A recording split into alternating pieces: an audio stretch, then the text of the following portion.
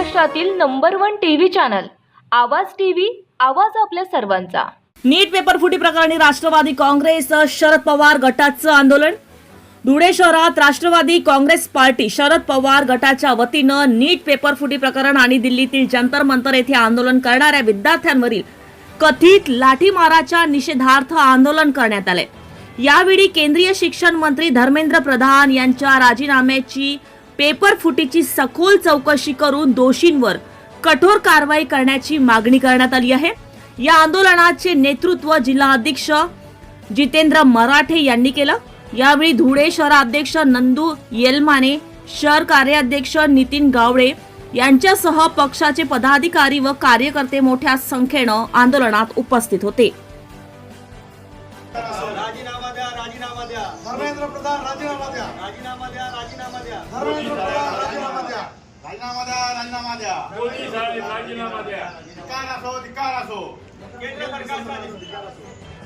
आपल्या देशातली सगळ्यात महत्त्वाची परीक्षा, ज्या परीक्षेच्या आधारावर अनेक तरुण तरुणी चांगले धन्वंतरी होऊ इच्छितात आणि या देशातल्या सर्वसामान्य जनतेची आपल्या वैद्यकीय व्यवसायाच्या माध्यमातून सेवा करू इच्छितात, त्या सर्व विद्यार्थ्यांची महत्त्वाची परीक्षा असलेली नीट ही परीक्षा, या परीक्षेचा पेपर मागे फुटला आणि या फुटलेल्या पेपरमुळे होतकरू विद्यार्थ्यांचं अतोनात असं नुकसान या देशामध्ये झालेलं आहे।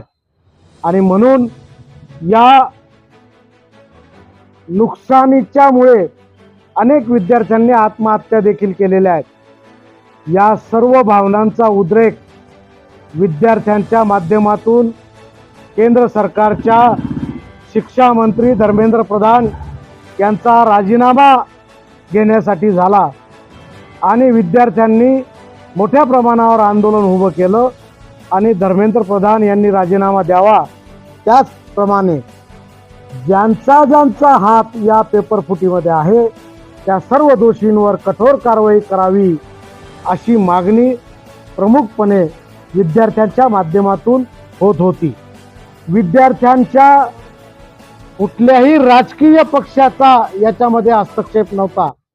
या आंदोलनामध्ये उत्स्फूर्तपणे विद्यार्थ्यांनी सहभाग घेतलेला होता आणि त्यांना अनेक मान्यवरांनी या आंदोलनामध्ये सहभाग घेऊन त्यांना पाठिंबा दर्शवलेला होता। सोनम वांगचुक असं हे नाव, ज्या नावाची संपूर्ण देशात नाही जगभरात ख्याती आहे, अशा सोनम वांगचुक यांनी या आंदोलनाला पाठिंबा दर्शवून आमरण उपोषण गेल्या 21-22 दिवसापासून सुरू केलेलं आहे आणि त्यांची प्रकृती खालावत होती, परंतु या निद्रिस्त केंद्र सरकारला विद्यार्थ्यांच्या भावनांची काही एक पर्वा न त्यांनी करता आंदोलन तसंच सुरू ठेवलं आणि 19 तारखेला मात्र सोनम वांगचुक यांना त्यांनी ताब्यात घेऊन बळजबरीने दवाखान्यामध्ये दाखल केलं। 20 तारखेला विद्यार्थ्यांनी नियोजित कार्यक्रमानुसार संसदेवर मार्च करायचं ठरवलेलं असल्यामुळे त्यांनी 20 तारखेला संसदेवर मार्च सुरू केला आणि पोलीस बळाचा वापर करून संरक्षण दलातील CRPF आणि इतर संरक्षण दलातील जवानांचा वापर करून हे आंदोलन चिरडण्याचं कृत्य केंद्र सरकारमार्फत केलं गेलं। केंद्र सरकारने आपल्याच देशातल्या तरुणाईवर, विद्यार्थ्यांवर अमानुषपणे लाठी हल्ला केला, अश्रुधुराच्या नळकांड्या फोडल्या।